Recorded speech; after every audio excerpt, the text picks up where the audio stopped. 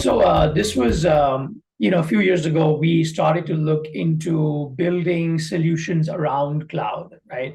StorageDNA has always been in the business of data management. We did it off of LTO tape largely, but we were seeing that a trend was on the horizon that, our customers were looking at cloud.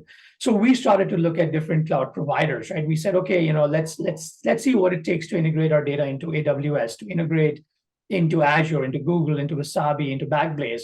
And the more cloud providers we looked at, we opened accounts in each one of them, and we started playing with uploading data, downloading data, and we started getting bills.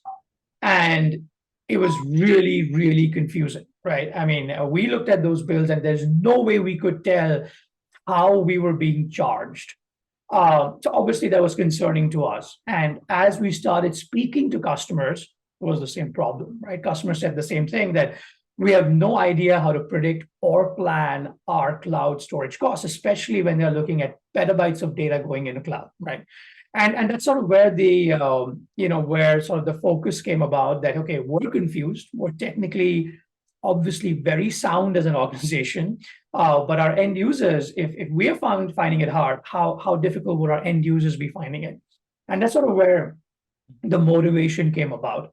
Now, when we started to look at, okay, how do you automate the process of pulling costs from these different cloud cost APIs, the challenge was actually ended up being massive, right? Because if you do the math, let's take AWS, for example. They have, 30, 40, 50 regions.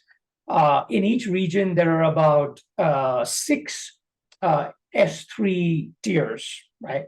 Frequent access, infrequent access, standard, deep glacier. And within each tier, there are about 10 to 15 metrics of costing, right? So let's, if you do the math, we're talking about 15 to 20 to 30,000 permutations, okay, of trying to determine costs.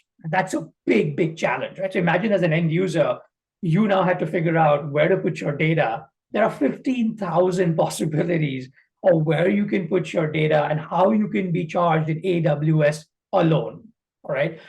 Same thing with Azure, same thing with Google. All right, so it started to become extremely complex. And then the further complexity was, as we were pulling these API costs, everything was called different things in different providers. Somebody would call an API cost one thing, and another provider would call it another thing. So it became quite a labor of love. It's a side project that we ran for like 2 years, and we kept scraping costs. Then, we would go off for a month trying to digest those costs, write scripts to clean up the costs, normalize the costs.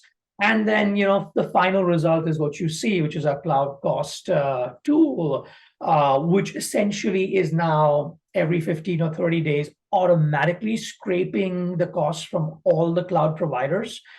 We then take those costs, bring it in, and we normalize the costs. We, using our experience, are able to understand that these costs mean the same things across the different providers.